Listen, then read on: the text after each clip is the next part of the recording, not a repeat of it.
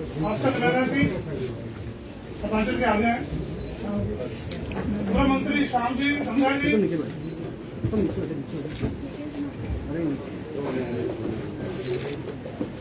आगे आगे आगे आगे पीछे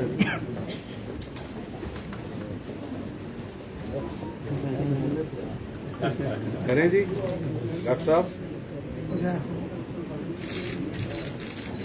पंडित दीनदयाल उपाध्याय जी, पंडित दीनदयाल उपाध्याय साहब, पंडित दीनदयाल उपाध्याय जी।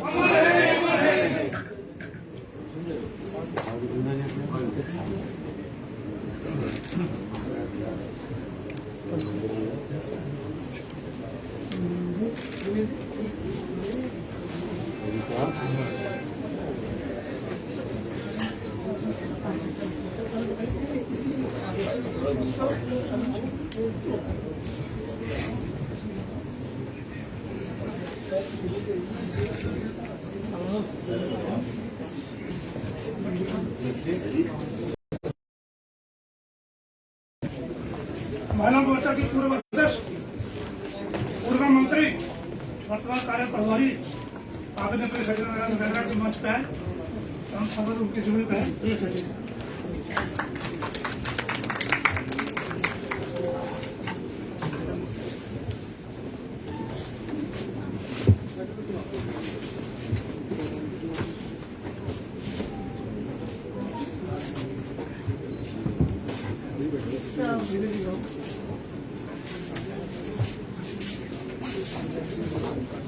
आज पंडित दीनदयाल उपाध्याय जी की जन्मदिन। इस उपलक्ष्य में हम सब आज उनको अपनी श्रद्धांजलि, अपनी फूल कुसुम जो है उनको समर्पित करने आए। और इस उपलक्ष्य में हमारे बीच में विशेष तौर से हमारे माननीय राष्ट्रीय संगठन महामंत्री आदरणीय तरुण चुग जी हमारे बीच में है।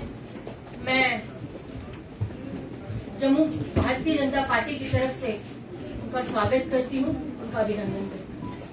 हमारे अध्यक्ष आदरणीय भाई रविंद्र रैना जी जो इस कार्यक्रम की अध्यक्षता कर रहे हैं, हमारे महामंत्री विबोध गुप्ता जी, डॉक्टर मन्याल जी, यहाँ पर उपस्थित हमारे पूर्व मंत्रीगण, हमारे वाइस प्रेसिडेंट, उपाध्यक्ष, हमारे बीच में यहाँ पर सेक्रेटरीज और यहाँ पर उपस्थित खासकर जम्मू जिले से हमारे अध्यक्ष विनय गुप्ता जी, उनकी पूरी टीम और यहाँ पर उपस्थित हमारे कॉर्पोरेटर्स, हमारे पार्षद।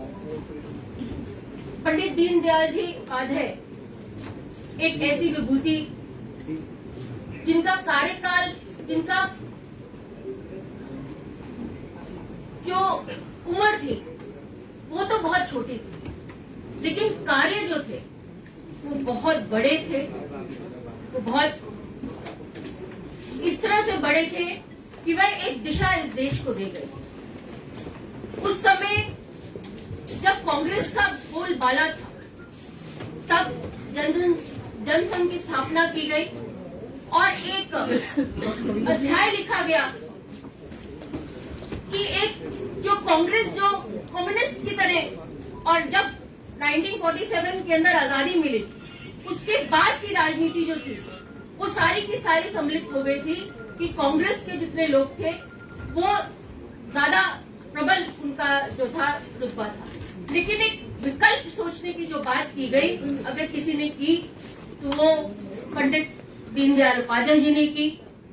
और उन्होंने ये कहा कि हम जिस देश में रहते हैं, जिस देश की माटी है, जिस देश की धरती पर रहते हैं, उन्हीं के आगे जो है हमारा संसार चलना चाहिए, उसी के आगे जो है हमारी प्रतिभा। यानी कि राष्ट्रवाद की जो प्रेरणा अगर किसी महापुरुष ने दी उस छोटे से कार्यकाल के अंदर, तो माननीय हमारे पंडित दीनदयाल जी ने दी। उनकी जीवनी अगर पढ़े तो छोटे से उम्र से ही, छोटी सी आयु में ही उनके माता पिता का स्वर्गवास हो गया। उन्होंने कहाँ पे अपनी जीवनी जी, लेकिन एक बहुत ही मेधावी छात्र थे वो। और मेधावी छात्र होने के बाद उन्होंने अपना जो संघर्षमय जीवन जो है, उनको पता था कि एक देश के अंदर एक गरीब व्यक्ति का जीवन किस तरह से जीता है, और अंत्योदय की जो भावना के साथ और तोड़ उन्होंने हमें एक आइडियोलॉजी जो दी वो उन्होंने दी। आज बहुत सौभाग्य की बात है कि इस पंडित दीनदयाल जी के इस जयंती के ऊपर हमारे बीच में हमारे आदरणीय भाई तरुण चुग जी हमारे बीच में विशेष तौर पे उपस्थित है। मैं अपनी वाणी को विराम देते हुए भारत माता की जय कहते हुए यहीं पर संबोधन अपना समाप्त करती हूँ। भारत माता की जय, भारत माता की जय। धन्यवाद, शुक्रिया। धन्यवाद प्रिय सेठी जी। मेरा निवेदन है हमारे पूर्व मंत्री और विधायक देश का महामंत्री डॉक्टर मुनियाल जी, आपसे आप एक मंच पे आए, उनकी जीवन को छंद पास करके डॉक्टर मुनियाल जी।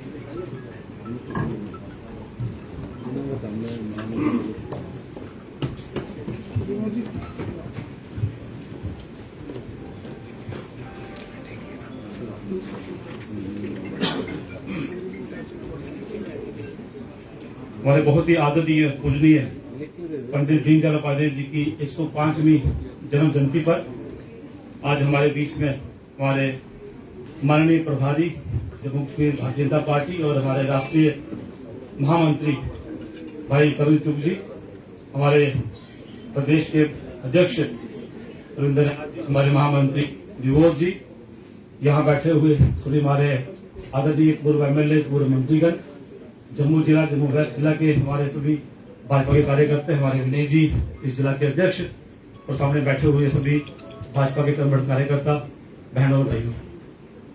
साथियों, जैसे प्रिया जी ने शुरुआत की, आज 105वीं जन्म जयंती हम आदरणीय पंडित दीनदयाल उपाध्याय जी की यहाँ मना रहे हैं।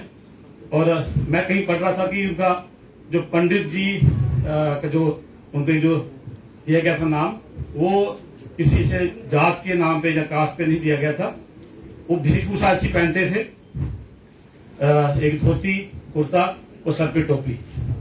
वो उस वेशभूषा के उस पे उनको जो उनके साथी थे, उस वक्त जो लोग काम करते थे, उनके साथ कार्यकर्ता बंधु, उन्होंने उनको नाम दिया पंडित, और तब से वो पंडित दीनदयाल उपाध्याय जी के नाम से जाने लगे थे। एक छोटे से गरीब परिवार में पैदा हुए। 25 सितंबर 1916 में जैसे उनकी जीवनी की बात भी हुई कि गरीब परिवार था। छोटी ही आयु में माता पिता चले गए। एक छोटे भाई थे, उनकी भी मृत्यु हो गई जब वो पंडित जी जब 18 साल के थे। तो एक भाई जो थे वो भी चले गए, परिवार में अकेले रह गए। नाना जी ने उनका पालन पोषण किया, मामा जी ने उनको पढ़ाया, लेकिन शुरू से लेकर अपनी एमए तक की जो पढ़ाई की उसमें हमेशा अव्वल रहे। और उस समय के जो आज हम आईएएस आईपीएस जिसको हम सिविल सर्विसेज का एग्जाम कहते हैं, वो भी उन्होंने उसको पास किया। तो कहते थे उनके मन नहीं था उनका करने का, लेकिन मामा जी की जिद थी कि आप इतने अच्छे विद्यार्थी हैं तो आप ये परीक्षा को पास करो। वो परीक्षा उन्होंने उसमें अपील हुए उस एग्जाम में, और उसमें वो पास भी की, लेकिन सरकारी नौकरी नहीं की। उनका मन था कि मैं अपनी जनता की, अपने लोगों की सेवा करूंगा। बहुत बड़ा त्याग देके आज मुझे नहीं लगता कि आज के इस युग में कोई इस तरह का कोई त्याग कर सकता है कि अगर अच्छी जिसको हम आज अगर आज के टाइम से देखें तो आईएएस आईपीएस एक सबसे बड़ा एग्जाम माना जाता है और सबसे बड़ी नौकरी मानी जाती है। उस समय में उन्होंने इसका त्याग किया और सरकारी नौकरी ना करते हुए संघ में आए, संघ में काम किया। और उस समय हमारे जो संस्थापक डॉक्टर श्यामा प्रसाद मुखर्जी जी हमारे पूजनीय, उनके साथ उन्होंने काम किया। और कहते हैं जब वो दोनों काम करते थे तो उनका एक वाक्य था कि अगर मेरे पास जब मेरे साथ दो दीनदयाल होते तो मैं इस भारत की जो है जो हिस्ट्री, भारत का नक्शा मैं बिल्कुल बदल देता।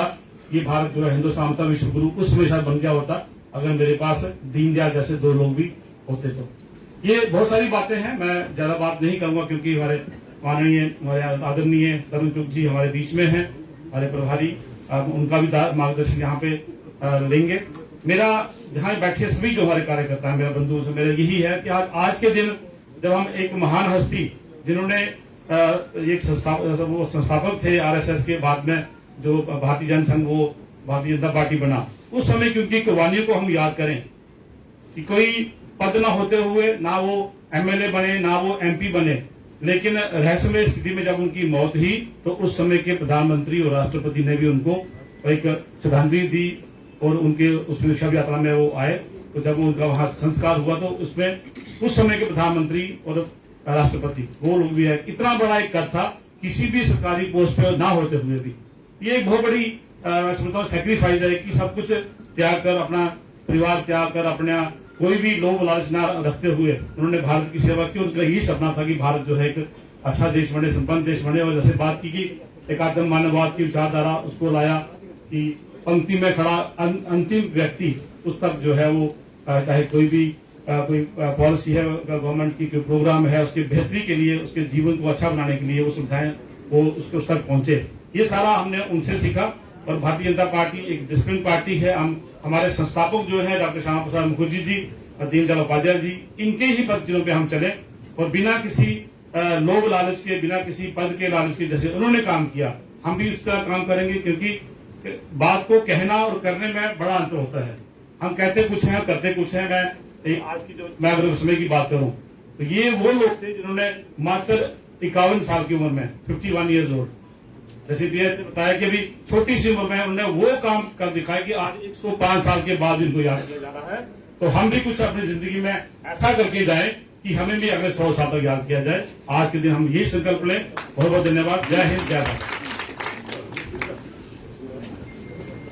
धन्यवाद डॉक्टर मनियाल जी। जनता पार्टी के प्रदेश के महामंत्री पूर्व में एमएलसी मंच पे है, अपने शब्दों से होता है।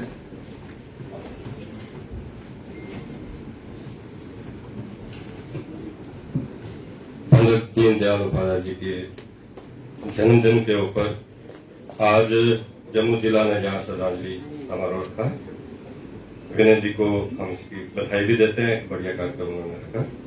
हमारे बीच में इस कार्यक्रम में हमारे राष्ट्रीय महामंत्री और जम्मू के प्रभारी माननीय अरुण चुग जी अपना कीमती समय निकालकर हमारे मध्य में आए, हम इनका भी धन्यवाद करते हैं। हमारे मध्य में हमारे युवा नेता, जुझारू नेता और आज जम्मू कश्मीर के अंदर भारतीय जनता पार्टी सरकार बनाए ऐसा कार्य कर रहे हमारे अध्यक्ष रविंद्र रैना जी, हमारे महामंत्री यहाँ पर डॉक्टर मनियाल जी, मेरे सामने बैठे हुए भारतीय जनता पार्टी के पूर्व में मंत्री, पूर्व में एमएलए, पूर्व में एमएलसी और उनके साथ साथ जम्मू जिला के यहाँ पर बैठे हुए कार्यकर्ता बंधुओं, पंडित दीनदयाल उपाध्याय जी की जीवनी के ऊपर बहन प्रिया जी ने और उसके बाद हमारे डॉक्टर मनियाल जी ने बड़ी संक्षिप्त में और पूरी बात जो है हमारे सामने रखी। उनका नाम पंडित क्यों पड़ा, विचारधारा क्या उन्होंने दी, किस ढंग से उन्होंने जनसंघ के रूप में देश के अंदर राष्ट्रवाद की अलख जगाई। मात्र 7 वर्ष की आयु, माता पिता का साया उनके सिर से 7 वर्ष क्या होते हैं। आज तो 7 वर्ष में हम हमारा बच्चा जो है हम तो उसको गली में नहीं जाने देते कि बच्चा डर जाएगा, बच्चे को गाय मार देगी, बच्चे को कहीं कुछ हो जाएगा। लेकिन 7 वर्ष की उम्र में माता पिता का साया उठ गया। मामा जी ने उनका पालन पोषण किया। जो बात मनियाल जी ने कही कि मामा जी की इच्छा थी कि वो आईएएस करे, लेकिन उनका था कि मैं राष्ट्र के लिए अपना जीवन समर्पित करूं। लेकिन मामा जी ने कहा इसका मतलब यह है कि तुम आईएएस पास नहीं कर सकते, तुम भाग रहे हो इससे। और उस वक्त उन्होंने उनके इस चैलेंज को स्वीकार किया और आईएएस पास करके उससे रिजाइन दिया। और रिजाइन देने के बाद भारतीय जनसंघ में वो एक्टिव रोल जो है उन्होंने करना शुरू किया। जब वो अंत्योदय की बात करते हैं, एकात्मता मानववाद की बात करते हैं, तो उनका ये कहना था कि मैं विबोध गुप्ता अगर एकात्मता मानववाद की बात करता हूं या अंत्योदय की बात करता हूं तो क्या मेरे जीवन में वो बात है कि नहीं है। तो क्या हुआ कि उस स्टेशन का नाम मुझे याद नहीं है, एक बार किसी जगह किसी शहर में वो गए, कार्यकर्ता उनको लेने आ गए रेलवे स्टेशन पर। रेल 2 मिनट पहले पहुंच गई, कार्यकर्ता वहां पर उनको ढूंढते रहे, वो नजर नहीं आए 10-15-20 मिनट। और बाद में जब कार्यकर्ताओं ने देखा कि पंडित जी रेलवे स्टेशन के ऊपर एक नाई जो है उसने कुर्सी लगाई हुई, उस नाई की दुकान पर बैठे हुए वो कटिंग करवा रहे हैं और अपनी शेव करवा रहे हैं। तो कार्यकर्ताओं ने कहा, पंडित जी क्या कर रहे हैं आपको बढ़िया सा सैलून में ले चलते, वहां के एक नाई की दुकान पर जाते, यह क्यों कर रहे हो? तो उन्होंने कहा, जो मैं अंत्योदय की बात करता हूं, दूर आखिरी छोर के ऊपर, आखिरी पहाड़ के ऊपर वो गांव में रहने वाला गरीब इंसान जो है, उस तक भी उसका हाथ पहुंचना चाहिए, उसे भी खाना पहुंचना चाहिए, उसे भी पानी पहुंचना चाहिए। तो ये मैं उसका निर्वाह कर रहा हूं। ये यहाँ पर बैठे हुए थे, ये खाली थी इनकी कुर्सी, कोई इनके पास कटिंग नहीं करवा रहा था, तो मैं बैठा। ऐसा भाव उनका था, इतने महापुरुष वो थे। जब वो एकात्मता मानववाद की बात करते हैं तो उसमें उनका ये मानना है कि जाति, धर्म, क्षेत्रवाद ये छोड़कर हमें एकात्मता मानववाद की, हमें मानववाद की बात करनी है, और उस मानववाद से राष्ट्रवाद की भावना जो है वो आती। जब हम अपने धर्म की बात करेंगे, हम जात की बात करेंगे, हम क्षेत्र की बात करेंगे, चाहे उत्तर क्षेत्र की बात करें, चाहे हम दक्षिण क्षेत्र की बात करें, तो एक हमें राष्ट्रवाद का वो भाव जो है वो हमारे अंदर नहीं आ सकता। इसलिए उन्होंने एकात्मता मानववाद की जो एक परिभाषा वो थी कि हमें इस देश को अगर आगे ले जाना है, इसको इसके अंदर, देश के अंदर राष्ट्रवाद जो है वो परवने चाहिए, उसके लिए एकात्मता मानववाद की बात होनी चाहिए। और उसके साथ साथ आत्मनिर्भर भारत की बात। 1965 के अंदर जब युद्ध हुआ तो हथियारों की भी कमी आई, हमें हथियार सारे बाहर से लेना पड़े, और उन्होंने उस समय एक आत्मनिर्भर भारत की बात करते करते ये भी कहा था कि हथियार देश के अंदर बनने चाहिए, हमारे अपने हथियार होने चाहिए। और आज माननीय प्रधानमंत्री नरेंद्र भाई मोदी जी ने वो सारे सपने पूरे किए जो उन्होंने देखे थे। वो सारी बातें उस समय वो लगता था कि ये किताबों की बातें हैं। एकात्मता मानववाद जो है किताब की बात है, अंत्योदय किताब की बात है, परंतु आज माननीय प्रधानमंत्री नरेंद्र भाई मोदी जी ने उनके इस जो उन्होंने हमें जो एक दिशा निर्देश दिया था, जो उनका एक सपना था, जो उनकी एक उद्देश्य था, उसको पूरा किया। आज अंत्योदय के तौर के पर हम देखें, फ्री राशन हमें मिल रहा है। आज अगर हम बात करेंगे किसान के अकाउंट में रुपया पड़ रहा है, अगर हम जल जीवन मिशन की बात करें, हर घर नल की बात चल रही है, हर घर बिजली की बात चल रही है। आज दूर उस पहाड़ के ऊपर में बैठा हुए हमारी जो माँ है उसको भी गैस लगा है। ये अंत्योदय का जो उनका सपना था वो माननीय प्रधानमंत्री नरेंद्र भाई मोदी जी ने पूरा किया। इसलिए मैं ज्यादा इस विषय में न करते हुए, क्योंकि हमारे दो बड़े जो हमारे समक्ष बोलने वाले हमारे प्रदेश अध्यक्ष जी और महामंत्री जी, मैं इतनी ही बात कहूंगा जो डॉक्टर मुनियाल जी ने कही, हम कुछ ना कुछ लेके जाए। हम आज के दिन, उनके जन्मदिन के ऊपर कुछ उनकी हिस्ट्री से एक अंश, आधा अंश अपने अंदर अगर हम लेके जाते हैं तो हम मानेंगे कि हमने आज इनको सच्ची श्रद्धांजलि दी है। धन्यवाद। धन्यवाद महामंत्री जम्मू कश्मीर प्रदेश गुप्ता जी। अब मेरा भारतीय जनता पार्टी के प्रदेश अध्यक्ष, लोकप्रिय नेता आदरणीय रविंद्र राणा जी, आपसे मेरा आग्रह मंच पे है और आपने चंद शब्द पंडित दीनदयाल उपाध्याय जी जिन्होंने रखे, रविंद्र राणा जी।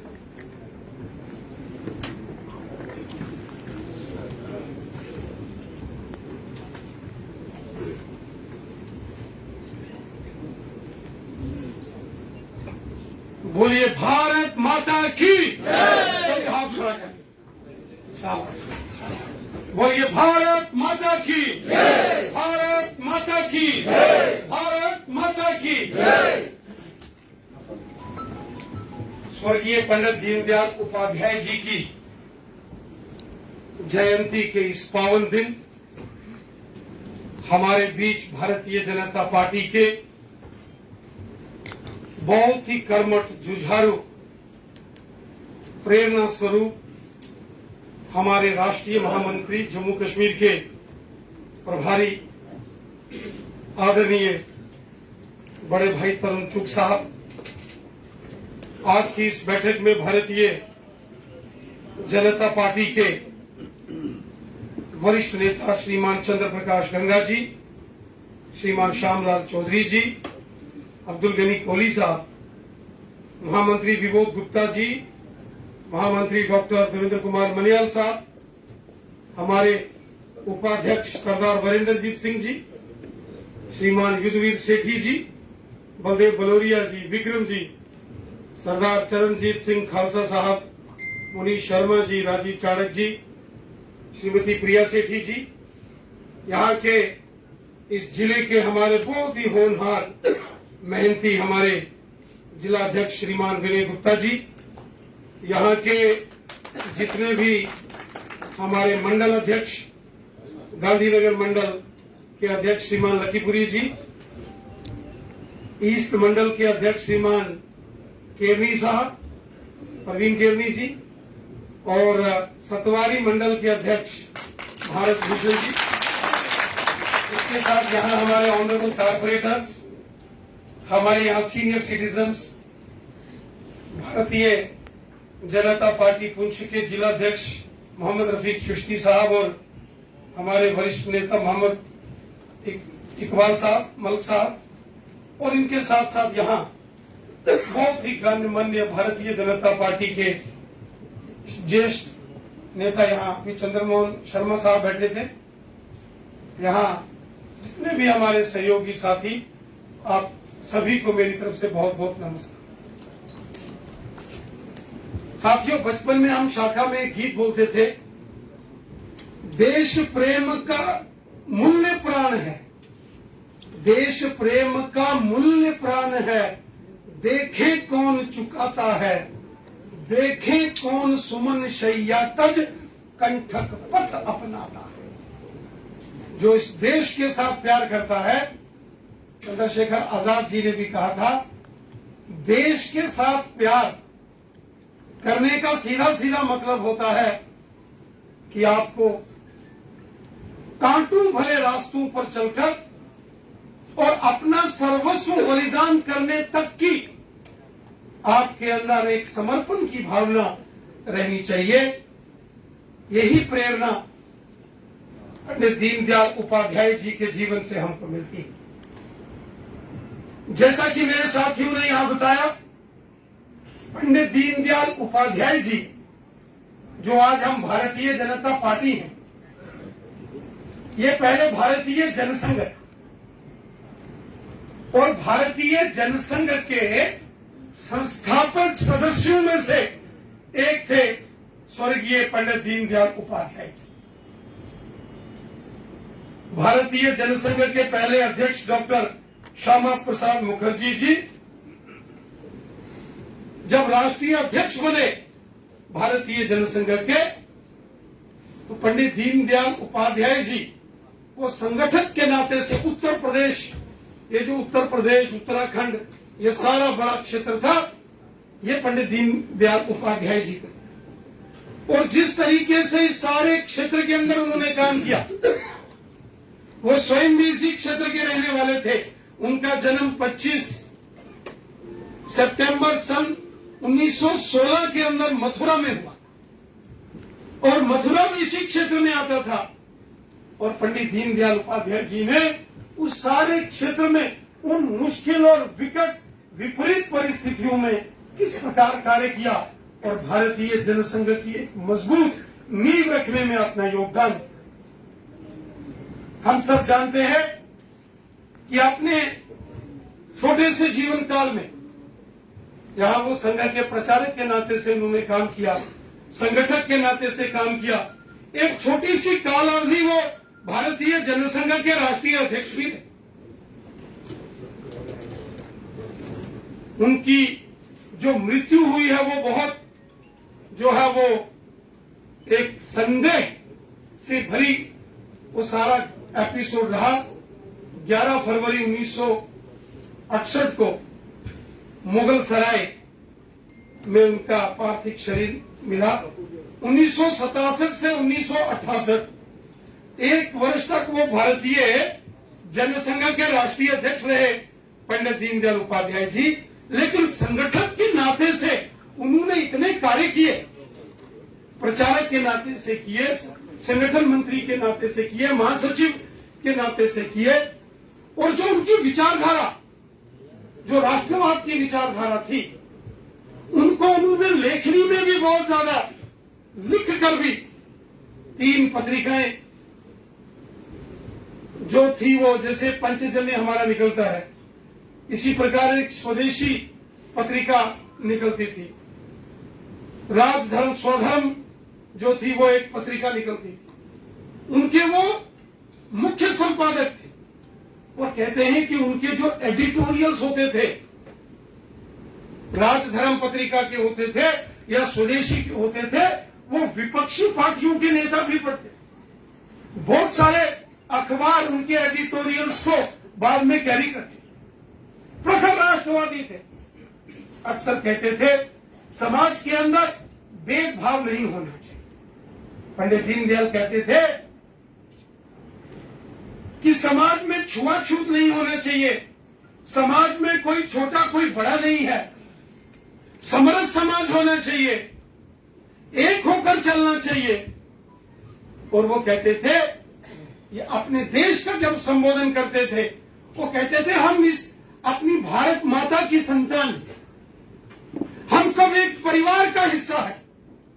और वो जो हमारा सांस्कृतिक राष्ट्रवाद है, जो हमारा कल्चरल नेशनलिज्म है, जिसमें वासुदेव कुटुंबकम कहा जाता है कि सारी पृथ्वी अपना परिवार है, घर है। और वो कहते थे कि जो हमारी संस्कृति है, जो हमारा विचार है, ये जगत के कल्याण में सबसे बहुमूल्य विचार है। ऐसा विचार किसी का नहीं है जो कहता है स्वयं भी शान से जियो और दूसरों को भी शान से जीने। यहां मैं नहीं है, यहां हम है। यहां इंडिविजुअलिटी नहीं है, यहां यूनिटी है, सबका समावेश है। उसको लेकर उन्होंने हमेशा अपनी जो थी लेखनी में भी और अपनी वाणी के द्वारा भी, पंडित दीनदयाल उपाध्याय जी ने पूरे भारत में ही नहीं बल्कि विश्व के अंदर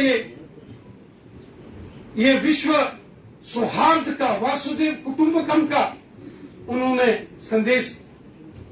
और हम सब जानते हैं पंडित दीनदयाल उपाध्याय जी का एकात्म मानववाद, इंटीग्रल ह्यूमनिज्म अगर हम पढ़ें, हम सब ने पढ़ा भी होगा। वो लिखते हैं उस पुस्तक के अंदर, उन्होंने कहा ये देश भारत, जब अपने देश की व्याख्या करते हैं पंडित दीनदयाल जी, वो कहते हैं ये केवल भारत नहीं है। अगर आप इसको भारत कहोगे, सिर्फ भारत, तो ये मात्र एक भूमि को प्रतिबिंबित करेगा, एक मिट्टी का भूमि के टुकड़े को सिंबलाइज करेगा। उन्होंने कहा ये केवल भारत नहीं, ये भारत माता है।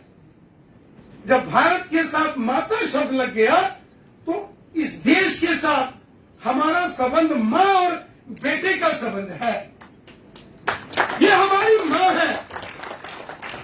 और उन्हीं से प्रेरणा लेकर उनके जीवन से अटल बिहारी वाजपेयी साहब ने बहुत खूबसूरत पंक्तियां लिखी थी कि भारत कोई मिट्टी का टुकड़ा नहीं है, ये जीता जागता राष्ट्र पुरुष है, इसका कंकड़ कंकड़ शंकर है, हम जिएंगे तो इसके लिए, और जीवन की अंतिम सांस तक अगर कार्य करेंगे तो अपनी मातृभूमि।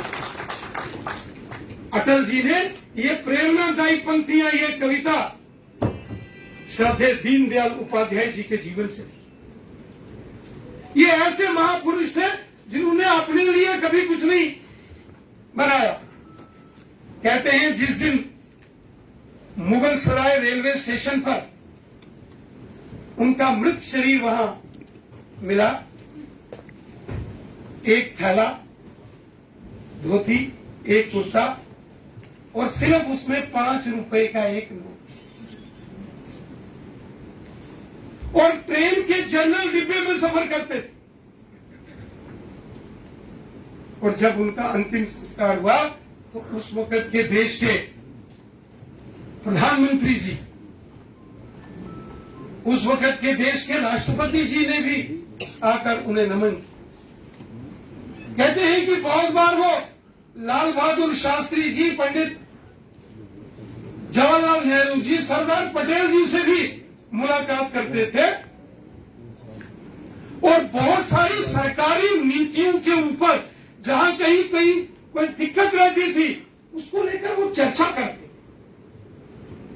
दीनदयाल उपाध्याय जी के विषय में बहुत अधिक प्रेरित प्रसंग है कि जब जवाहरलाल नेहरू जी की सरकार में नॉर्थ ईस्ट को लेकर और चाइना को लेकर पॉलिसी बन रही थी, जब पंडित जवाहरलाल नेहरू हिंदी चीनी भाई भाई कह रहे थे, उस वक्त दीनदयाल जी ही थे कि जिन्होंने पंडित जवाहरलाल नेहरू जी को कहा था जिस प्रकार के षड्यंत्र चीन कर रहा है तिब्बत के अंदर और आने वाले सालों में हमें खतरा है कि चीन हमारी पीठ पर खंजर घोंपेगा और चीन भारत पर आक्रमण कर सकता है। पंडित दीनदयाल उपाध्याय जी की बात को बहुत हल्के से उस वक्त की सरकारों ने लिया, लेकिन हुआ वही जिसकी आशंका, जिसकी चिंता पंडित दीनदयाल उपाध्याय जी ने बहुत पहले कर दी। बहुत बुद्धिजीवी थे, विदेश नीति को बहुत अच्छे से समझते। अक्सर कहते थे देश के नौजवानों के अंदर प्रगाढ़ राष्ट्रभक्ति होनी चाहिए। हर देश भगत व्यक्ति, हर हिंदुस्तानी के खून के कतरे कतरे में भारत माता की जय जयकार होनी चाहिए। वो कहते थे हर देश भगत क्रांतिकारी होना चाहिए और हर देशवासी का लक्ष्य रहना चाहिए कि हमें अपने देश के लिए, अपनी मातृभूमि के लिए उसी प्रकार कार्य करना है जैसे हमारे सेना का जवान एक सैनिक युद्ध के मैदान में अपनी मातृभूमि के लिए लड़ते लड़ते लड़ते अपने प्राण गंवा देता है, अपना बलिदान हासिल कर देता है, लेकिन वो कभी युद्ध का मैदान छोड़ता नहीं। वो अक्सर गुरु गोविंद सिंह जी महाराज और गुरु गोविंद सिंह जी महाराज जी के 4 साहबजादे, जो उनके 4 बेटे थे, उनका जिक्र करते थे। गुरु तेग बहादुर जी का जिक्र करते थे कि मातृभूमि के लिए किस प्रकार अपना सर्वस्व अर्पण कर दिया। परिवारों का परिवार, खानदान का खानदान गुरु गोविंद सिंह जी महाराज और गुरु तेग बहादुर जी ने बलिदान कर दिया इस मातृभूमि के लिए। तो कहते थे अगर व्यक्ति के अंदर गुण होना चाहिए तो गुरु तेग बहादुर जी और गुरु गोविंद सिंह जी जैसा व्यक्तित्व होना चाहिए। दीनदयाल जी कहते थे चंद्रशेखर आजाद, भगत सिंह, सुखदेव, राजगुरु, रानी झांसी, तात्या टोपे, मंगल पांडे, बहादुर शाह जफर जैसे क्रांतिकारी लोग, अशफाकुल्लाह खान जैसे जो हमारे क्रांतिकारी लोग, जिन्होंने हंसते हुए फांसी के फंदे अपने गले में डाले, सीने पर गोलियां खाई, अपनी और अपने घर की चिंता नहीं की, अपनी मातृभूमि की चिंता की, अपनी देश की चिंता की।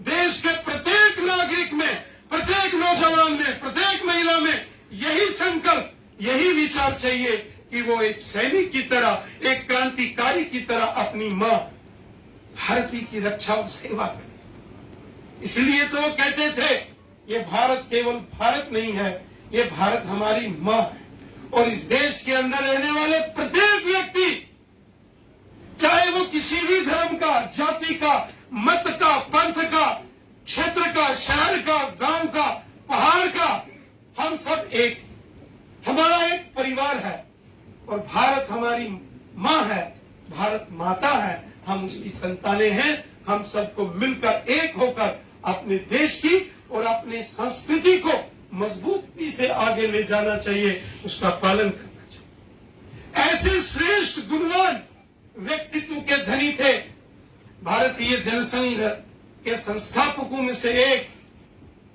परम श्रद्धेय स्वर्गीय पंडित दीनदयाल उपाध्याय जी।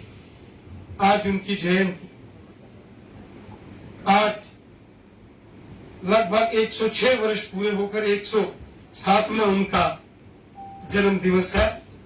आज पंडित दीनदयाल उपाध्याय जी के इस जन्म दिवस के ऊपर हम सबको यह संकल्प लेना है कि जो पंडित दीनदयाल जी ने हमें जो अपने विचार दिए, जो उन्होंने हमारा मार्गदर्शन किया, जो उनका जीवन था, कि जीवन का कण कण पल पल क्षण क्षण राष्ट्र के नाम, देश के नाम, समाज के नाम और सबको साथ लेकर चलना। समाज में कोई भेदभाव नहीं, कोई जाति का भेद, कोई धर्म का भेद नहीं। जब एक देश के अंदर रहने वाले हम सब एक परिवार हैं, एक परिवार का हिस्सा है हम सब। इस एकात्म मानववाद के सूत्रधार अंत्योदय, वो कहते थे समाज के अंदर जो अति पिछड़े, गरीब, गुरबे, जिन तक कोई सरकारी सहयोग नहीं पहुंचता है, जिनकी कोई मदद नहीं होती है, उनकी मदद करना हमारा काम। तभी जब हमारे प्रधानमंत्री मोदी साहब देश के प्रधानमंत्री हो गए तो उन्होंने नारा दे दिया, सबका साथ, सबका विकास, सबका विश्वास।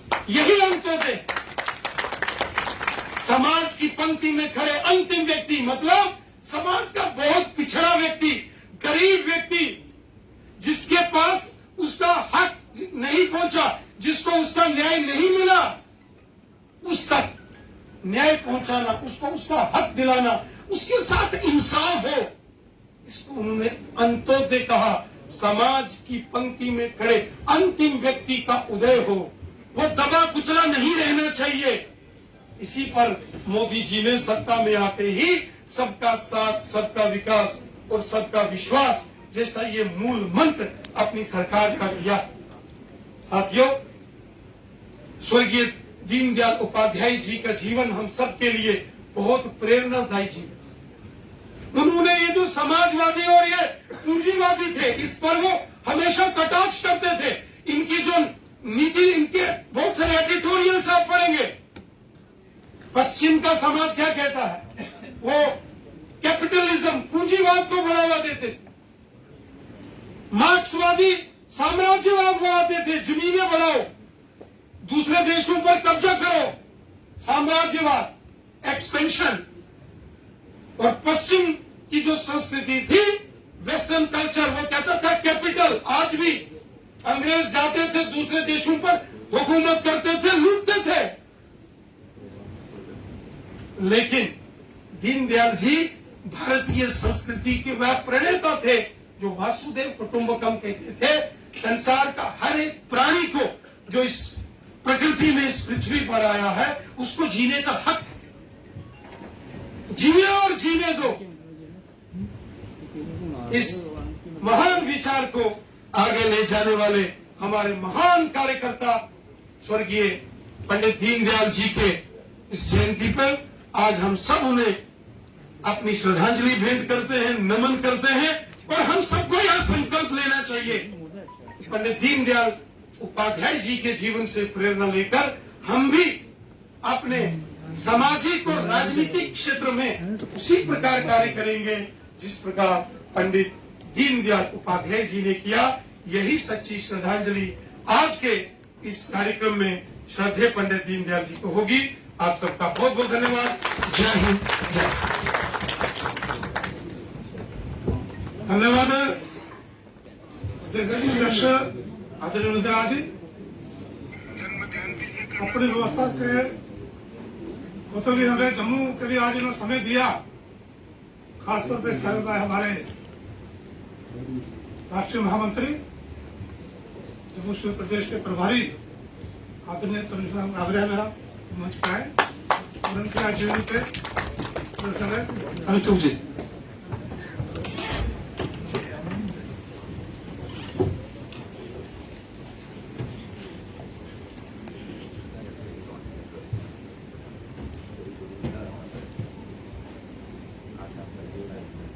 भारतीय जनता पार्टी जम्मू कश्मीर के बहुत डायनेमिक, ऊर्जावान प्रदेश अध्यक्ष श्री रविंदर राणा जी, पार्टी के बहुत वरिष्ठ नेता, सरकार में मंत्री रहे हमारे गंगा जी, विभोद गुप्ता जी, डॉक्टर देवेंद्र मनिहाल जी, हमारे जिस जिले का कार्यक्रम हो रहा है उसके अध्यक्ष विनय जी, हमारे मंत्री श्याम चौधरी जी, अब्दुल गनी जी, प्रिया दीदी, युद्धवीर जी, वरिंदरजीत सिंह जी, चरणजीत खालसा जी, चंद्रमोहन जी, मुनीष जी, विक्रम रंधावा जी, राजीव चटक जी, मेरे मित्र बलोरिया जी, बहुत अच्छा मैं सुन रहा था। सभी वक्ताओं ने आज पंडित दीनदयाल उपाध्याय जी का 105वां जन्मदिन है। उनके कई रंग थे, उनमें से कई रंगों की चर्चा आपने की है। मित्रों, पंडित दीनदयाल उपाध्याय बोल रहा हूँ। भारतीय राजनीति का वो दौर था जब जनसंघ अंगड़ाई ले रहा था, लड़ाई लड़ रहा था, खड़ा हो रहा था। और वही दौर था जब विश्व के अंदर भारत अपनी संस्कृति, अपनी विचारधारा को भी खड़ा कर रहा था। दुनिया में कोल्ड वॉर का समय था। अमेरिका और रूस दोनों दो खेमों के रूप में बटे हुए। भारत किधर जाए, क्या करे, क्या होना चाहिए, क्या नहीं होना चाहिए। एक शक्ति साम्यवाद जिसकी ताकत फर्स्ट वर्ल्ड वॉर में, सेकेंड वर्ल्ड वॉर में देखी जा चुकी थी। दूसरी तरफ पूंजीवाद जिसका नेतृत्व अमेरिका और यूरोपियन देश कर रहे थे। साम्यवाद का नेतृत्व रूस कर रहा था, रशिया कर रहा था, यूएसएसआर कई देशों का एक समूह था। उसके बाद लगातार उसकी एक आंधी चल रही थी जिसमें बड़े बड़े राष्ट्र अपने आप को कम्युनिस्ट राष्ट्र घोषित कर रहे थे। तो दोनों में एक वैचारिक संघर्ष, सीमाओं की नजदीकता अलग बात थी। जैसे हमारा सीमा पाकिस्तान के साथ लगती, चाइना के साथ लगती, तो एक नेचुरल कॉन्टिनेंटल ग्रुप बनता है, क्षेत्र का ग्रुप बनता है। एशियन कंट्रीज इकट्ठे हो सकते हैं, यूरोपियन कंट्रीज इकट्ठे हो सकते हैं, अफ्रीकन कंट्रीज इकट्ठे हो सकते हैं। लेकिन तब ऐसी स्थिति नहीं थी। वैचारिक गठबंधन थे। क्यूबा अमेरिका के सबसे नजदीक था, लेकिन यूएसएसआर के साथ था। मतलब वर्ल्ड में आपको कई उदाहरण मिलेंगे कि देश अपने विचार के साथ महाद्वीप को भी लांघकर मिल रहा है। अगर किसी ने कोल्ड वॉर पर पढ़ा हो तो बहुत हजारों किताबें हैं कोल्ड वॉर पर, और दुनिया का अरबों खरबों रुपया दुनिया के बड़े बड़े राजनेताओं की बलि कोल्ड वॉर में चढ़ गई। कोल्ड वॉर में सेकेंड वर्ल्ड वॉर से ज्यादा लोग मरे हैं। कोल्ड वॉर में सेकेंड वर्ल्ड वॉर से ज्यादा पैसा खर्च हुआ, विचार का युद्ध चला। भारत किधर जाए और दोनों में से कौन सही है, कौन गलत है। अध्यक्ष जी ने जिक्र किया, वो दौर था जब साम्यवाद यानी नारा था। आज भी कई लोग लाल झंडा लेकर निकलते हैं कि पूरी दुनिया के मजदूरों एक हो जाओ। ये धरती मजदूरों की है, मालिक मजदूर है, जो श्रम करेगा वही मालिक है। पूरी दुनिया पे एक अलग तरह का साम्राज्य था। हर एक छोटी से छोटी फैक्ट्री से लेकर बड़ी से बड़ी सरकार उनके आगे झुक रही थी। उस विचार पर चर्चाएं हो रही थी। मेरे को याद है, मैं तो बड़ा लेट स्टूडेंट हूं, 80 के दशक का स्टूडेंट हूं। हम कॉलेज में पढ़ते थे तो कॉलेज के कैंपस में रूस से किताबें बिकने आती थी, लेनिन के ऊपर, साम्यवाद के ऊपर, उसके फीचर्स। तो 1965 में जब पूरा वर्ल्ड कोल्ड वॉर की जंग लड़ रहा था एक विषय था साम्यवाद यानी कम्युनिज्म, यानी पूरी दुनिया के मजदूरों एक हो जाओ और मजदूर ही दुनिया की ताकत है, और ताकत यानी पिस्तौल की नोक से निकलती है। सत्ता आनी चाहिए, जितनी मर्जी हत्याएं करो, कुछ करो, सत्ता का कंट्रोल आपके हाथ में। दूसरी तरफ पूंजीवाद, यूरोप का एक बड़ा अच्छा, जिस तरह इधर मध्य एशिया में के ऊपर रूस का बड़ा कंट्रोल था, कम्युनिज्म के लिए बड़ा आकर्षण था, वहीं पूरा लगभग यूरोप और वर्ल्ड के कई देश पूंजीवाद की तरफ बड़े आकर्षित थे। पूंजीवाद बहुत अच्छा है, बड़ी बड़ी फैक्ट्रियां लग रही हैं, एक आदमी पैसा इन्वेस्ट कर रहा है, रोड्स बना रहा है, इंफ्रास्ट्रक्चर क्रिएट हो रहा है, हवाई अड्डे बन रहे हैं, बड़ी बड़ी श्रमिकों को नौकरी देने के लिए पूंजी का निवेश हो रहा है, और सब लोगों की पूंजी को मिलाकर एक बड़ी पूंजी बन रही है। बड़ी पूंजी से बड़े बड़े उद्योग, बड़ी बड़ी मार्केटिंग, बड़ी बड़ी चीजें, उसका बड़ा आकर्षण था। 65 के दशक में आप आज भी जो दुनिया की बड़ी कंपनियां देखिए, वो सब सेकेंड वर्ल्ड वॉर से लेकर 60 के दशक तक बड़ी तेजी से ऊपर, कि पूरी दुनिया में कोलगेट मिलेगी, पूरी दुनिया में लेक्स मिलेगा, पूरी दुनिया में एक ऑयल अगर इंडिया में मिल रहा है तो पूरे वर्ल्ड में मिल रहा है। एक तरह की सड़कें होंगी, जिस मॉडल पे हम आज सड़कें बना रहे हैं, अमेरिका ने उस मॉडल पे 50-60 में खत्म कर दिया था। रोड्स, उसके बाद ट्रेन्स। अगर आप पूंजीवाद की गाथा पढ़ो तो उसकी भी पूरी मार्केटिंग थी। देश के बड़े बड़े अच्छे अच्छे कॉलेजेस में पूंजीवाद के लेक्चर हुआ करते थे, कैसे वर्ल्ड का ग्लोबलाइजेशन करना है, कैसे वर्ल्ड के अंदर एक तरह की कंपनियां, एक तरह का साम्राज्य, एक तरह का पैसा लगाकर पैसे से लोगों को रोजगार देना है, पैसे से ही रोजगार आ सकता है, पैसे से ही तरक्की आ सकती है। एक दूसरी तरह का दृष्टिकोण।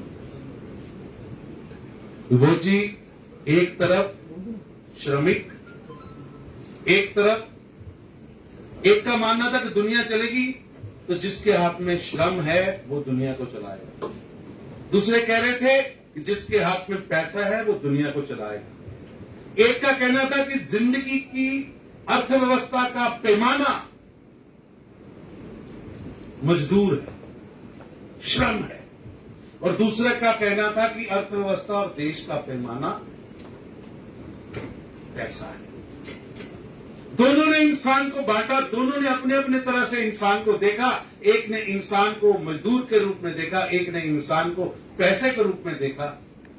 तब इस देश की दुविधा से निकालने के लिए पूरे विश्व के अंदर पंडित दीनदयाल उपाध्याय, जिनकी आज हम जन्म शती 105वीं मना रहे हैं, वो समय भारतीय जनता पार्टी के महामंत्री थे। उन्होंने उस समय भारतीय जनसंघ के प्लेटफॉर्म पर 1964 में एकात्म मानव दर्शन कि ना पूंजी, अकेली पूंजी से आप विश्व को चला सकते हैं, ना ही श्रम व्यक्ति का पैमाना। मान लीजिए मेरी बाजुओं में बल है और मैं श्रम से रोज 50 ईंटें लगा सकता हूं, मैं वृद्ध होऊंगा, मेरी बाजू में बल खत्म हो गया, तो क्या मैं स्टेट के लिए उपयोगी नहीं हूं? क्या स्टेट के लिए उपयोगी होने मानव के अंदर की श्रम शक्ति ही उपयोगी है? और दूसरी तरफ धन, मेरे पास धन है और मैं धन के बल पर, जब मेरे पास धन नहीं है, क्या मैं स्टेट के लिए उपयोगी नहीं हूं? और क्या धन का संचय सारी सत्ता को हथिया लेगा? तो उन्होंने उस समय एकात्म मानव दर्शन की सोच ली। उन्होंने बड़ी अच्छी बात की कि पूंजीवाद जहां व्यक्ति को आर्थिक रूप से देखता है, साम्यवाद मनुष्य को श्रम के रूप में, क्रमिक के रूप में देखता है, लेकिन भारतीय सोच व्यक्ति को अपने आप में पूर्ण के रूप में देखती है। हम वो लोग हैं जिन्होंने बिंदु से पूर्ण की यात्रा की बात की। हमारा वैदिक सत्य पूर्ण, शून्य से पूर्ण की ओर है, और व्यक्ति अपने आप में एक पूर्ण इकाई है। ना वो अकेला मजदूर है, ना वो अकेला पूंजीवादी है, ना ही वो इंस्ट्रूमेंट है, ना ही वो वेपन है, क्योंकि व्यक्ति से परिवार, परिवार से समाज, समाज से राष्ट्र और राष्ट्र से विश्व। अगर व्यक्ति के कल्याण में जाना है तो विश्व के कल्याण के बिना व्यक्ति का कल्याण नहीं हो सकता। और विश्व के कल्याण के में मुख्य रूप से अगर आप विश्व का कल्याण करना चाहते हो तो उसका सबसे छोटा पैमाना व्यक्ति है, इसलिए व्यक्ति का कल्याण भी अवश्य है। जहां वो इंसान को मजदूर के रूप में देखते, दूसरा उसकी जेब में कितना पैसा है उसके रूप में देख रहा था। और पंडित दीनदयाल उपाध्याय जी की सोच, एकात्म मानव दर्शन की सोच, जिसको भारतीय जनसंघ अपना विचार मानता है, वो व्यक्ति को देव रूप में देख रहा था कि हम एक देव रूप के ही अंश हैं, हम द्वैत और अद्वैत के अंश हैं।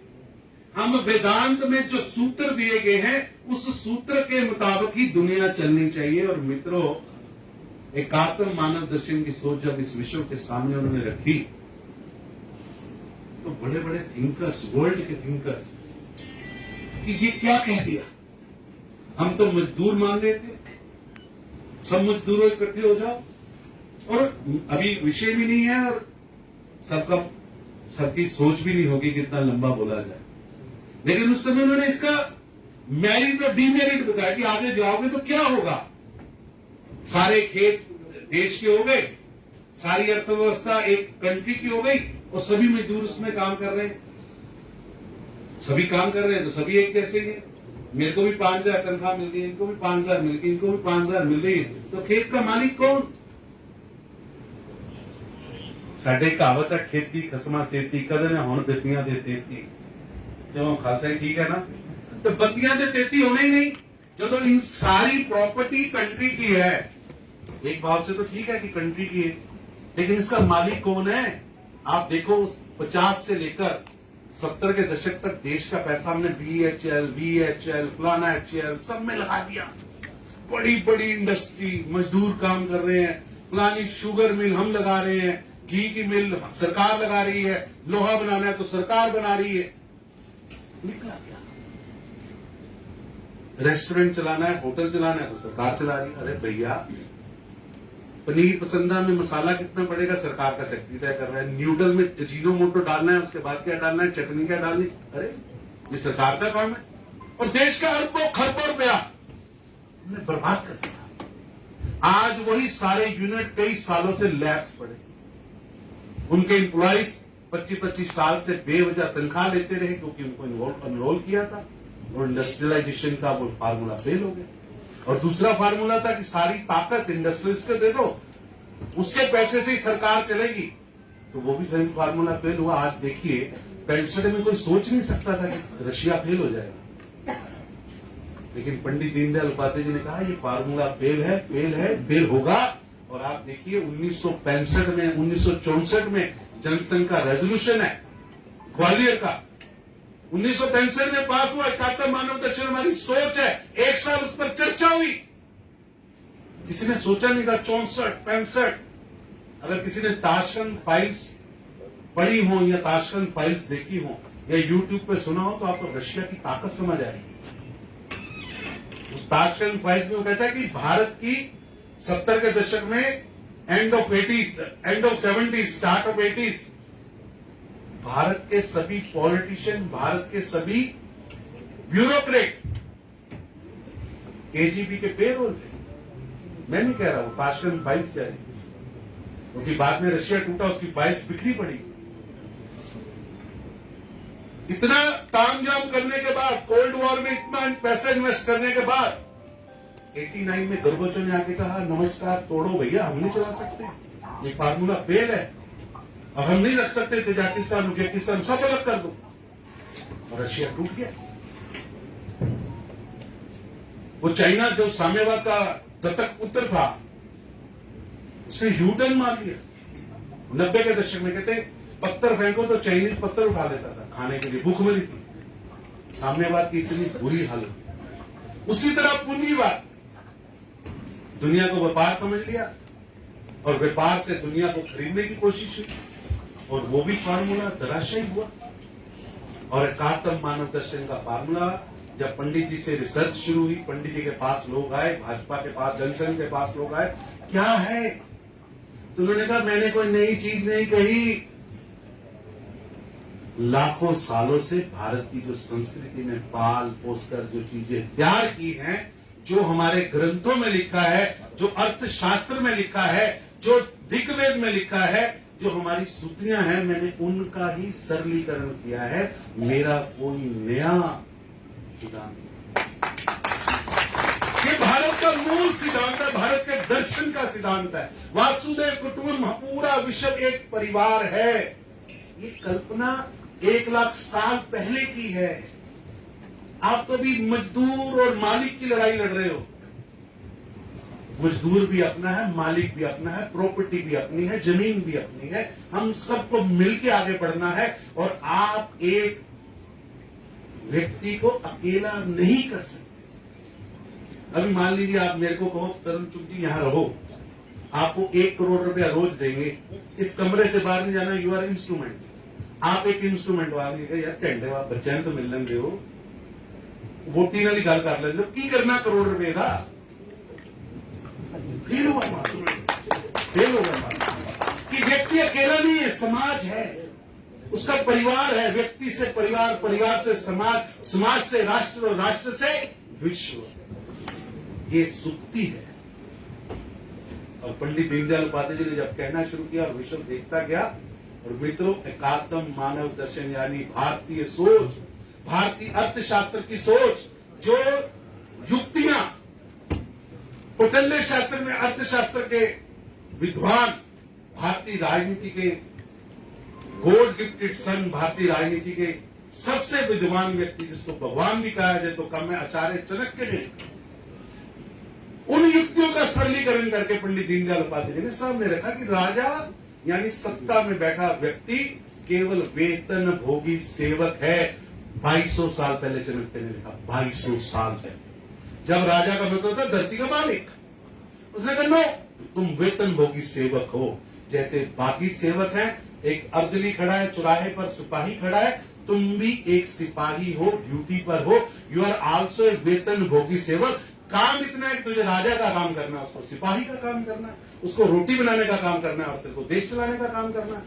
2200 साल पहले, 2200 साल पहले आचार्य चाणक्य ने कैग होना चाहिए, रिजर्व बैंक का गवर्नर होना चाहिए, ये अर्थशास्त्र में लिखा। हमने आज अडॉप्ट किया, हम कह रहे जी हमें बहुत अच्छा है जी, हमने फार्मूले को अडॉप्ट कर लिया जी, सब लिखा है। और मित्रों, एकात्म मानव दर्शन की सोच, क्योंकि बड़ा लंबा विषय है। मेरे को याद है मैं ओटीसी 3rd ईयर करने के लिए गया था नागपुर, तब सर कार्यवाह थे केपी सुदर्शन जी। सुदर्शन जी 2.5 घंटे बोले थे और 2.5 घंटे बोलने के बाद उन्होंने कहा था मैं एकात्म मानव दर्शन को डिफाइन, पंडित दीनदयाल उपाध्याय की सोच को डिफाइन मैं नहीं कर पाया। 2.5 घंटे में भी मैंने एक छोटे से उनके जीवन के चैप्टर को आपके सामने रखा।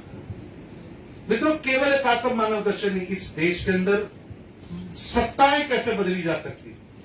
वो फटी हुई धोती और साधारण सा कुर्ता पहनने वाले दीनदयाल उपाध्याय ने इस देश के अंदर गठबंधन की सरकारों की नींव रखी।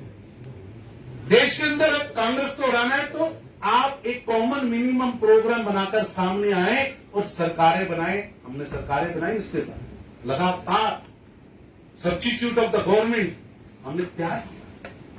इस देश को गठबंधन की सरकारों का अगर फादर ऑफ गठबंधन गवर्नमेंट से आ जाए तो पंडित दीनदयाल उपाध्याय। और मित्रों, आप इसको अगर आगे लेके जाइए, आज के प्रकरण में पंडित दीनदयाल उपाध्याय और भारतीय जनता पार्टी की सोच और हम सब कार्यकर्ता पंडित दीनदयाल उपाध्याय जी के साथ कैसे जुड़ सकते हैं, बड़ा अच्छा प्रश्न था। अभी सेठी दीदी बोल रहे थे, उन्होंने विषय रखा कि एकात्म मानव दर्शन की सोच क्या किताब में दर्शन के नाते रखने के लिए सुबह उठते नमस्ते करनी पड़ी। एकात्म मानव दर्शन की एक एक बात में उसको जीवन में उतारने का काम भारतीय राजनीति में आज के युग में श्री नरेंद्र मोदी जी ने किया। उन्होंने कहा कि जब भी पंडित दीनदयाल उपाध्याय जी ने अर्थशास्त्र पर बोलते हुए कहा कि जब भी देश की कोई भी योजना बने तो योजना का केंद्र नॉर्थ ब्लॉक नहीं, एसी कमरा नहीं होना चाहिए। ये मंत्री साहबान बैठे, सरकार की पॉलिसीज लेके सेक्रेटरी आते हैं इनके पास। आप लोगों को इसीलिए बैठाया है, अगर सरकार सेक्रेटरी ने चलानी है तो पॉलिटिशियन का वहां जाने का काम क्या था? तो उन्होंने कहा कि सरकार की पॉलिसी में केंद्र में गांव में भी आखिरी कोने में जिसकी छोटी सी झोंपड़ी है, जिसमें इलेक्ट्रिसिटी नहीं है, जिसके पास साधनों के नाम पर 0 साधन है, उसको सेंटर पॉइंट बनाकर फिर आप देश की योजना तय करो। और भाई साहब आपको मैं कहूं, ग्राम विकास महात्मा गांधी ने कहा, पंडित जी ने कहा, 140 किलोमीटर ग्राम रोड बने। ये पंडित दीनदयाल और महात्मा गांधी का सपना श्री नरेंद्र मोदी जी ने कर दिया। समूह की बात की, बिना जात, बिना पंथ, बिना धर्म, बिना लिंग पूछे आपके घर पे आके आदमी कहता है भाई साहब रसोई गैस है, नहीं है तो आओ मोदी जी की सरकार आपको फ्री रसोई गैस दे रही। 10 करोड़ परिवार, और भाई साहब हम सब बैठे हैं, मैंने आपने रसोई गैस शायद 70 के 80 के दशक में देख लिया था। ये 11, 10 करोड़, 12 करोड़ परिवार वो हैं जिन्होंने रसोई गैस देखा भी नहीं था, सोचा भी नहीं। मैं 2016 में एक पार्टी के कार्यक्रम में गया, एक गांव में, गांव से एक बस्ती में गया, बस्ती में जाना तय था। मेरे को अपना घर याद है कि जब हमारे घर में ब्लैक एंड व्हाइट टीवी आया था, हो सकता है आपके घर में भी वही रहा हो, तो ब्लैक एंड व्हाइट टीवी का डिब्बा, टीवी तो आया ही था, वो टीवी का डिब्बा भी हमने कई साल साम के रखा। ब्लैक अब नहीं, आगे हर 5 साल में बदल जाता है, कोई डिब्बा नहीं सामने। मेरे को याद है उसका डिब्बा भी साम के रखा था। रेडियो चलता नहीं था, मेरी माँ उसके ऊपर कपड़ा डाल के रखती थी। घूमते हैं उसको क्या कहते थे, क्रोशिया का कपड़ा डालते। हाँ जी, तो वो ब्लैक एंड व्हाइट टीवी का डिब्बा साम के रखा था। तो जब मैं उस बस्ती में गया तो एक घर पे मेरी चाय रखी थी, बिल्कुल छोटी सी झोंपड़ी, झोंपड़ी के बाहर 3 कुर्सियां लगी, शायद वो भी मांग के लाए थे। माता जी चाय लेके आई, 6 कप चाय थे, तो 6 के 6 कप अलग अलग थे। तो चाय पी, तो मैं धन्यवाद करने के लिए अंदर गया, तो रसोई गैस का जो डिब्बे के साथ, रसोई गैस के साथ चूल्हे का जो डिब्बा आया था, मां ने समेट के रखा। मेरे को अपना घर याद आ गया। यानी उस परिवार के लिए वो रसोई गैस कितनी इंपॉर्टेंट चीज था कि उसका स्टोव का डिब्बा जो था, गैस के उसका जो स्टोव था उसका डिब्बा उसने समेट दिया, उसमें मोदी जी की फोटो लगी। उस परिवार तक सरकार की लाभ पहुंचने का काम नरेंद्र मोदी जी ने किया। शौचालय, आप सोचिए, हो सकता है किसी के घर इंग्लिश शौचालय लग गया होगा, हम लोगों के घर में इंडियन ही आया था। शुरू में बाल्टी का इस्तेमाल होता था, फिर टैंकी लगी, फिर लोहे वाली लगी, फिर चीनी वाली लगी, फिर प्लास्टिक वाली लगी।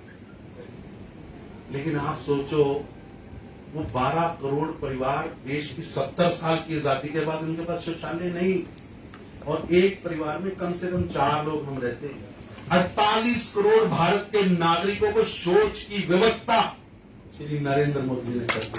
48 करोड़, जिसमें कम से कम 20 करोड़ बहनें हैं। अब कल्पना करो भाई साहब, हम जहां भी खड़े होते,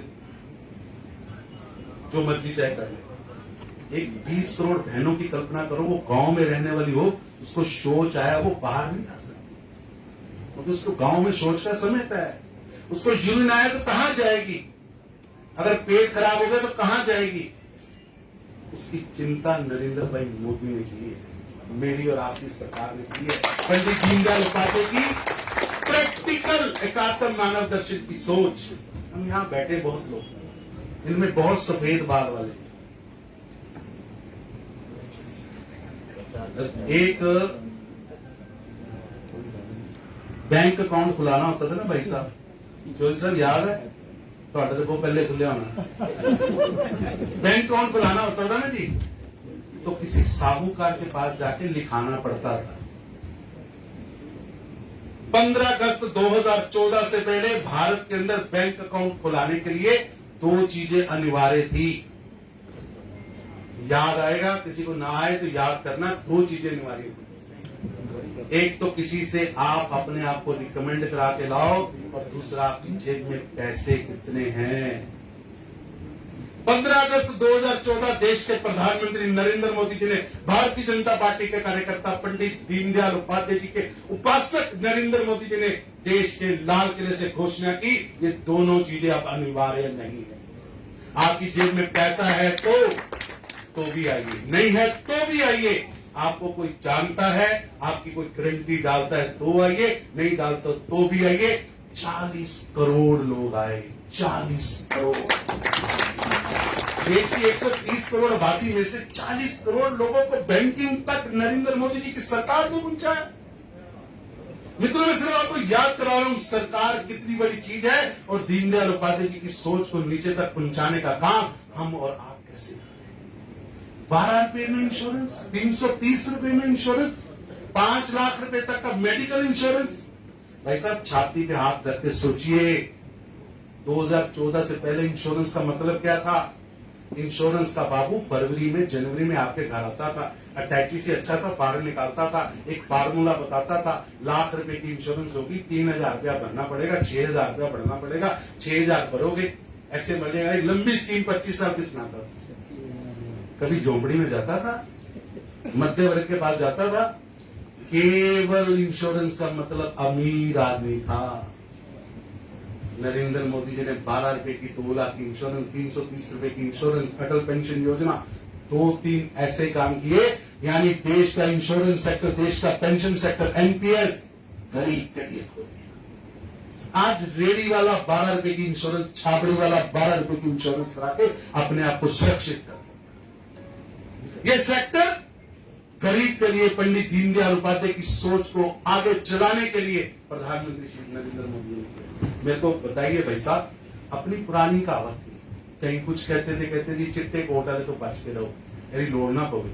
घर बेटा डॉक्टर होता था, क्योंकि अगर इसकी जरूरत पड़ गई, व्हाइट कोट वाले की जरूरत पड़ी, हॉस्पिटल में डॉक्टर की जरूरत पड़ गई, तो घर बिकेगा, घर बिकेगा। काले कोट की लोड़ पेगी, अदालत की लोड़ पेगी, घर बिकेगा। और आप कई परिवार जानोगे, देखते होंगे, संपन्न परिवार इसलिए पीछे रह गए कि घर में बड़े बुजुर्ग को बीमारी हुई, घर का सारा पैसा उस पर। 5 लाख रुपए की मेडिकल इंश्योरेंस, और जम्मू कश्मीर के लोगों को मैं बधाई देता हूं, प्रधानमंत्री मोदी जी ने 100% दबा के 5 लाख रुपए की इंश्योरेंस के साथ। ये छोटे कार्य लगते हैं, लेकिन आम आदमी के जीवन में परिवर्तन लाने वाले काम हैं। मित्रों, व्यक्ति अकेला कुछ नहीं है, व्यक्ति और परिवार, परिवार से समाज, समाज से देश, और देश से विश्व, इस कल्पना को सार्थक रूप देने का काम प्रधानमंत्री श्री नरेंद्र मोदी जी ने किया। मित्रों, आज अमेरिका में बैठे प्राइम मिनिस्टर, अमेरिका में बैठे, और अमेरिका से देश की सहकारी, मैं भी यहाँ बैठ के टीवी पे उनको वीडियो से देख रहा था कि भी उस कार्यक्रम में क्या हो रहा है, देश की सहकारी संस्थाएं कैसे खड़ी हों, देश की स्मूथ वर्किंग स्टाइल को कैसे इंप्रूव किया जाए, उस पे अमेरिका से डायरेक्ट बात करें। तो क्या पंडित दीनदयाल उपाध्याय जी का जन्मदिन है, जिन्होंने सामूहिकता में पैसा कैसे इन्वेस्ट करके लोग आगे बढ़ सके, उसकी कल्पना है। मित्रों, आज मेरी आपसे विनती, विश्व के अंदर भारत बहुत तेजी से बढ़ रहा है, बहुत तेजी से बढ़ रहा है। हो सकता है राहुल गांधी को ना दिखता, सोनिया जी को ना दिखता, आपके यहां भी कई कांग्रेसी मित्र हैं, एनसी के मित्र हैं, पीडीपी के मित्र हैं, उनको ना दिखता, छोड़ दो उनको, वो सीमित हो गए। अब उनके दिखने और ना दिखने से जनता कोई इतराज ही नहीं। कोविड की महामारी की 3rd वेव आएगी नहीं आएगी, सेकंड चल रही है। आज अभी मैं पढ़ रहा था कि 10 वार्डों में 10 दिन का कर्फ्यू लगाया है श्रीनगर। कहीं ना कहीं आहट है, महामारी मरी नहीं। पहले महामारी से लड़ने का जो काम किया, महामारी के चलते जब पूरी दुनिया की अर्थव्यवस्था चरमरा रही थी, उस समय देश के सामने नायक के रूप में, अभिभावक के रूप में, एक पिता के रूप में नरेंद्र मोदी जी ने खड़े होकर महामारी से लड़ाई लड़ी। किसी को मेरे से बहस करनी, मैं खुला चैलेंज देता हूँ, आइए आइए बहस करते हैं। आंधी चलती थी, मेरे को याद है, हमारी माँ घर पे बुला लेती थी, खेलते होते थे, नहीं काका नेरी चल रही, अंदर आ, नेरी चलने लगी। महामारी की आंधी चल रही थी, तो मोदी जी ने सारे के सारे देश को कहा अंदर आ जाओ, अंदर आ जाओ, लॉकडाउन।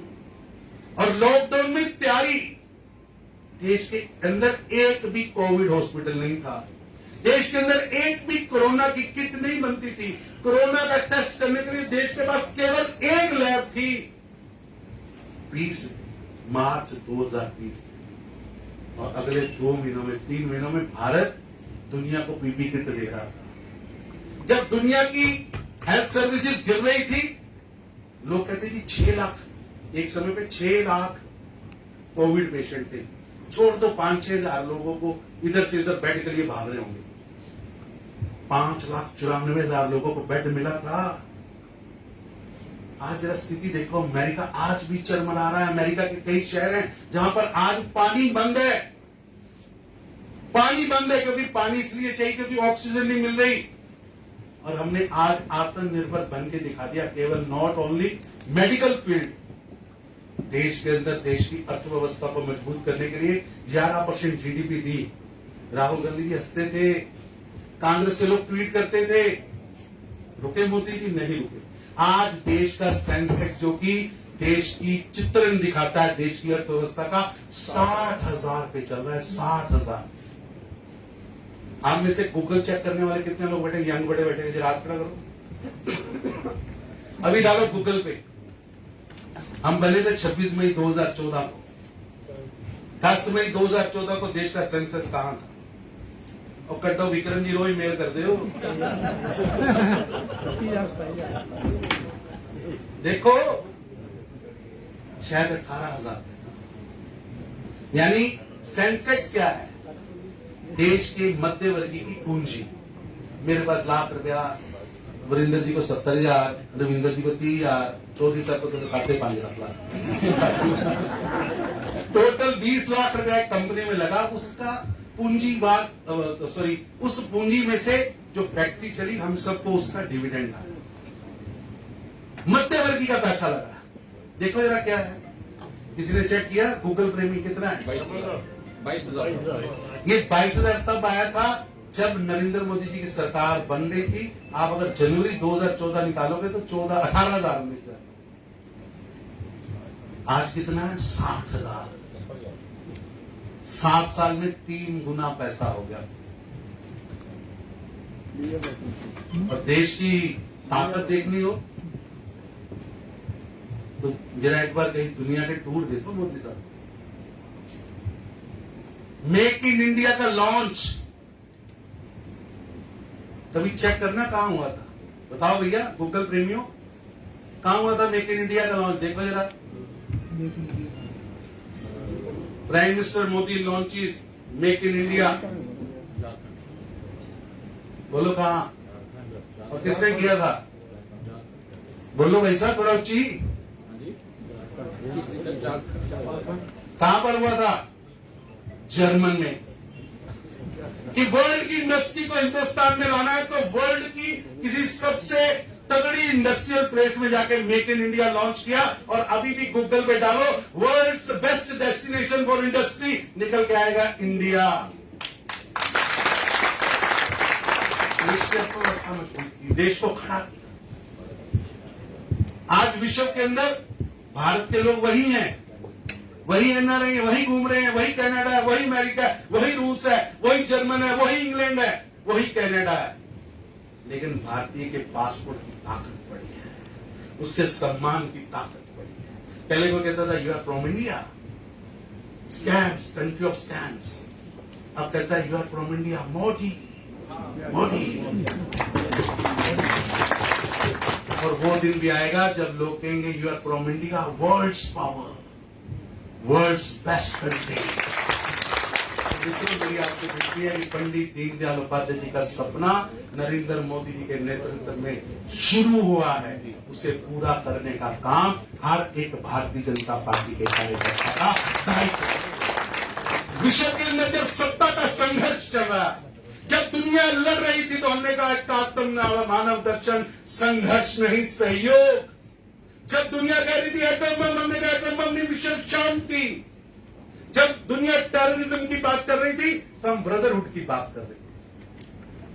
जब दुनिया चरमरा रही थी तो हम खड़े हो रहे थे। जब दुनिया की अर्थव्यवस्थाएं गिर रही थी हम आत्मनिर्भर की बात कर रहे थे। इसलिए मेरी आप सबसे विनती है कि आज पंडित दीनदयाल उपाध्याय जी की 105वीं जन्मशती पर भारतीय जनता पार्टी के हर एक कार्यकर्ता भारतीय संस्कृति का प्रहरी बनकर, भारतीय संस्कृति का धरोहर लेकर, भारतीय संस्कृति की सोच लेकर देश को आगे बढ़ाने के लिए मैं क्या कर सकता हूं, मेरी क्या भूमिका हो सकती है। और मेरा ऐसा मानना है मित्रों, भारतीय जनता पार्टी का कार्य राजनीतिक कार्य ही नहीं है। भारतीय जनता पार्टी का कार्य राष्ट्रीय कार्य है, ईश्वरीय कार्य। अगर ईश्वरीय कार्य नहीं है तो पॉलिटिक्स करे ना। भारतीय जनता पार्टी कहती है जाओ वहां एक बीमार पड़ा है, रोटी दे के आओ। ये बहनें बैठी हैं, किसी ने रोटी नहीं बनाई लॉकडाउन में। ये भाई बैठे हैं अपनी घर पे, शायद किसी ने गिलास ना उठाया हो, वहां लाशें जला रही हैं। महामारी दुनिया पे आई थी, हम भी कह सकते थे कांग्रेस लॉकडाउन में हम क्या करेंगे यार, डॉक्टर करेगा। वैक्सीनेशन का रेट अगर राहुल गांधी होता तो क्या होता? नहीं, रेट क्या होता?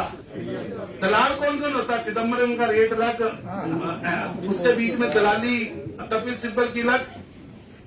एक चंद दिनों के लिए मोदी जी ने कहा चलो आप चलाओ स्टेज शो, चलाओ जरा। सबके हाथ खड़े होकर उन्होंने कहा छोड़ो, देश के हर नागरिक को मोदी इंजेक्शन लगाएगा और फ्री लगाएगा। मेरी आपसे विनती है, ये ईश्वरीय कार्य है, मानवता का कार्य है। हेल्थ वॉलंटियर की बात आई भाई साहब, मैं सच कह रहा हूं। मेरे को पीएम साहब ने जब हमें कहा 1 लाख गांव और 2 लाख बीजेपी के कार्यकर्ता खड़े करो जो देश के लिए काम करें, अध्यक्ष जी ने बुला के कहा नहीं तरुण, 2 लाख गांव 4 लाख कार्यकर्ता खड़े। आज की बात बता रहा हूं, 8,77,000 कार्यकर्ता भाजपा के हेल्थ वॉलंटियर एनरोल हो चुके हैं। हेल्थ वॉलंटियर एनरोल होने का मतलब है कि पार्टी कॉल देगी पहुंचो, फलानी जगह लाश पड़ी है, कोरोना की उसको जलाना है। हेल्थ वॉलंटियर बनने का मतलब है कोरोना मेरे गांव में ना है, उसके लिए मेरे को लड़ना है। एम्बुलेंस नहीं पहुंची तो एम्बुलेंस पहुंचानी है, हॉस्पिटल नहीं मिल रहा तो हॉस्पिटल लाके देना है, उसके घर में रोटी नहीं बननी तो रोटी पहुंचानी है। यानी सिर पर कफन बांधना है तो भारतीय जनता पार्टी के 8.5 लाख कार्यकर्ता, 8,77,000 कार्यकर्ता, पार्टी कहते 2 लाख आओ, 4 लाख आओ। कितना जुनून है। मानवीय कार्य नहीं है, ईश्वरीय कार्य नहीं है और राष्ट्रीय कार्य है। भाई साहब याद रखना राष्ट्रीय कार्य है। क्या फर्क है टीकालाल टिप्पू जी के मरने के बाद कश्मीर का क्या बना? टीकालाल टिप्पू व्यक्ति है लेकिन उसको शॉट किया जाता है, मार दिया जाता है, कश्मीर खाली हो जाता है।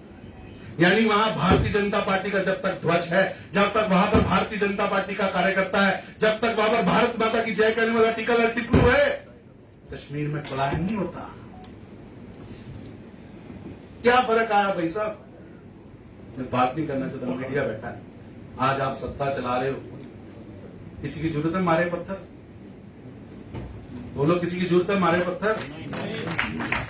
किसी की जरूरत है वहां से आतंकवादी भेज रहा है तो कफन डाल के कब्र में सुला भी रहे।